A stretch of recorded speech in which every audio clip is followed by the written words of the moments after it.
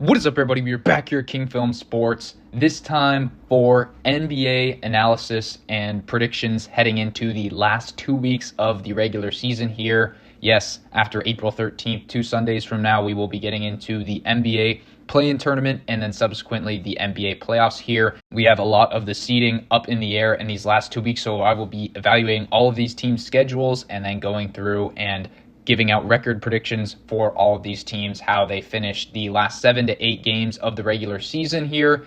And I must point out that FanDuel and a couple other sportsbooks have released odds not only on the futures for teams to win their respective conferences or the NBA championship, but also to make the playoffs, make the play-in tournament. But what I really find interesting, where we could potentially have an edge, is on teams to advance to a specific round, like the conference finals or the conference semifinals or second round. So I think that that's particularly intriguing. Not right now, especially in the West, because a lot of these teams, especially 2 through 8, are jumbled right now. But as this continues to take shape and we can see and forecast the potential first and second round matchups in the NBA playoffs, I think that we could gain a bit of an edge there, reacting before the sportsbooks do. But here we get into it, and we're going to start it out with the Eastern Conference. I'm not going to be giving my full record predictions here just because things are set in stone. It's really going to be interesting in the Western Conference, so I'll get to that in a bit. But we see here the Cleveland Cavaliers at 60-15 actually haven't been playing too well as of late, are on a bit of a schneid after it looked like they could be on a 70-win pace and would get the home court throughout the playoffs and the finals over the Thunder, but now they have 3 more losses, so that's not looking very likely there. Still, though, looking likely that they will get the number 1 seed here, which is huge. And then also we got to mention that the blood clots injury for Damian Lillard will have him sidelined for probably the rest of the season here. So that was looking like a potential tough second round matchup if the Bucks were in the 4 or 5 seed line, but now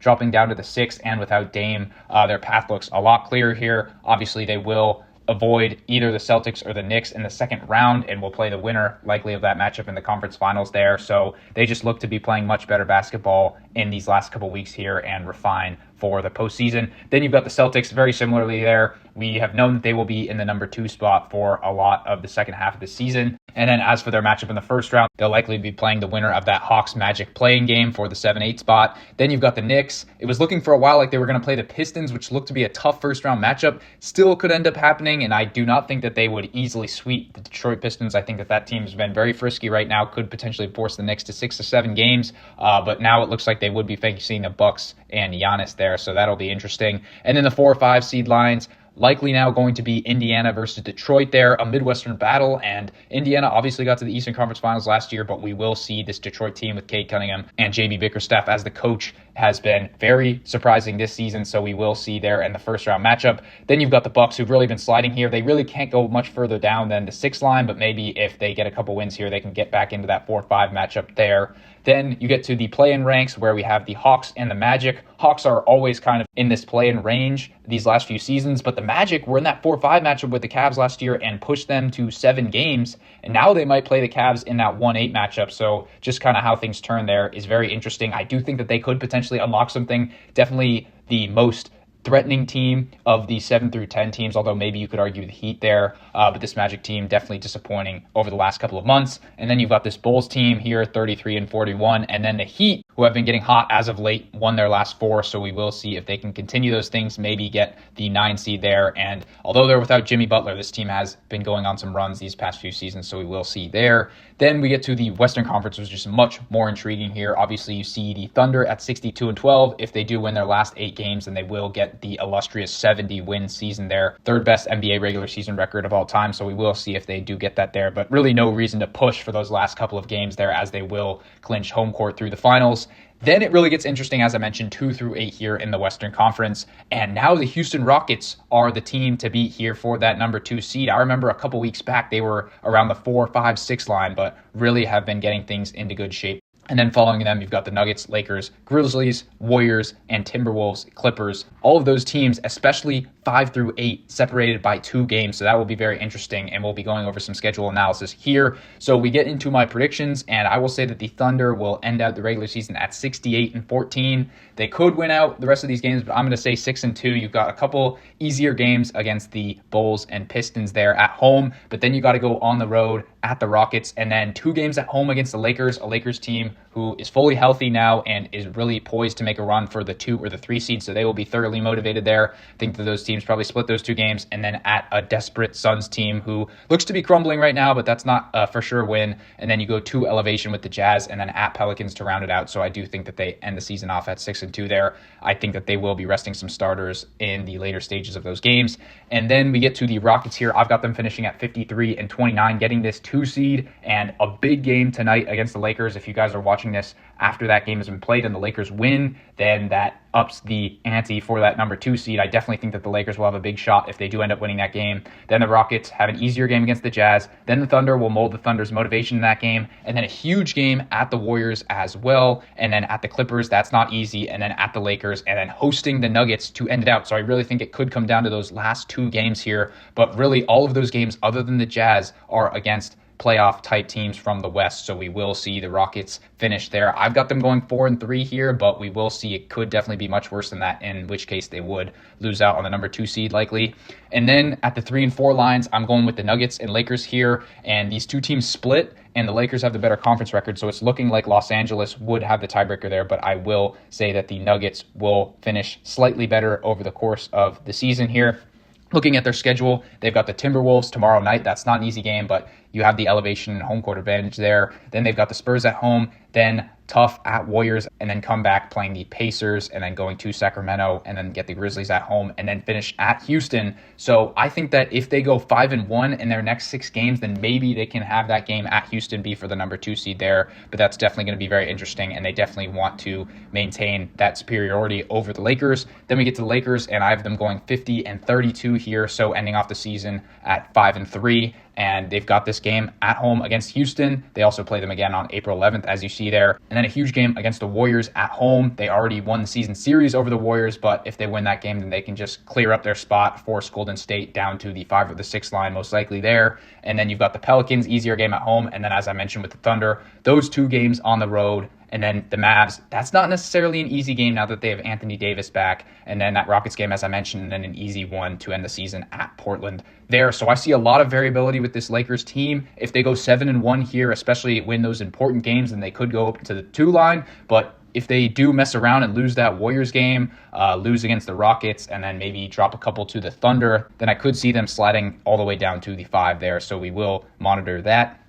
Then at the 5 and 6 seed lines, I've got this Warriors team who is playing much better after the Jimmy Butler trade. Then Curry goes down. It's looking a little bit more inconsistent here, so we'll see if they can get things back in order. And a tough game against Memphis, tough environment to play in, and that will be for the season series lead. But obviously the Grizzlies haven't been playing well as of late over the last 2 months. Obviously fired their head coach Taylor Jenkins there, so we will see that is a huge game there for the 5 and 6 seed lines. I've got the Warriors winning that game, so I do think that gives them somewhat of an advantage.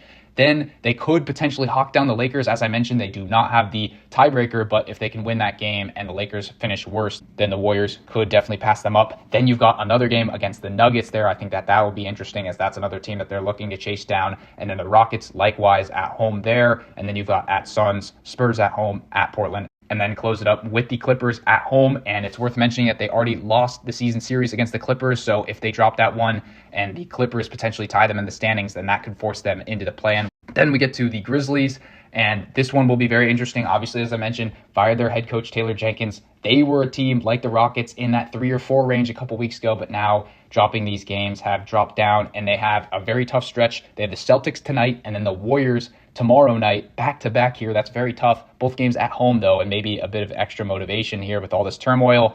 And then a couple easier games to round it out. They've got at Heat, at Pistons, at Hornets. And then you've got to close up against the Timberwolves, who they will be dealing with on the 7 line, and then at Nuggets. And then you've got the Mavs to round it out there. So very tumultuous team here with the Grizzlies, and not the easiest of schedules here. I've got them holding on to the 6 line at 48-34 here. And then we get to the rest of my predictions. I've got the Timberwolves also at 48-34, but I have the Grizzlies winning that season series there, so I do have them maintaining the tiebreaker. Timberwolves team that has come on strong. I definitely think that if they beat the Clippers in that 7-8 game, they would probably be the favorite over Houston, even though they wouldn't have home court there. So they've just been playing great basketball since the trade deadline overall, but definitely want to get out of the play-in spot. You see they have at Nuggets, at Nets, at Sixers, at Bucks, at Grizzlies, and then rounded out with 2 easy home games at the end here. So tough road trip those next 5. Maybe if they go 4-1 and then win the last 2, they can get out of the play-in, but we will see there. And then you get to the Clippers here, another team great on defense and has been playing decent as of late, but just these other teams have been as well, so they haven't been able to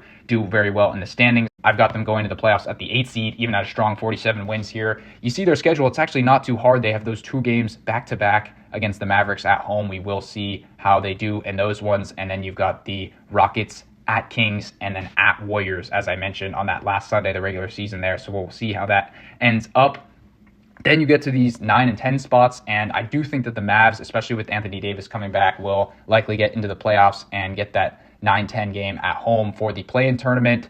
You see they have a relatively easy schedule here, and they've just been playing better basketball than the Kings and the Suns. And then I'm going to take the Kings to get this final spot here, and it's odd that they do play the Suns on the last Sunday of the regular season there. I do think that potentially that game could be for the 10th and final play-in spot. Both of those teams have just been so inconsistent this year, so we'll see who ends up getting it. I just think that the Kings have an easier schedule, and they currently have a 1.5 game lead on Phoenix there, especially with some of the injuries that the Suns have been dealing with. I just will take Sacramento to get that one there with 40 wins. So with this being said, let me know your guys' predictions in the comments down below. I will be continuing to monitor what is happening in terms of the standings. This would give us some very compelling playoff matchups. You would have the Lakers and Warriors in the first round, only being separated by 1 win in terms of the standings. You would get the Nuggets and the Grizzlies, and then very compelling Wolves against the Rockets there, and then potentially the Thunder against the Clippers. Defensive affair. So we will continue to monitor the potential first-round matchups in each conferences, seeing if there is any betting value in terms of the futures market. But with all that being said, let me know your guys' thoughts in the comments down below, and I will see you all in the next one.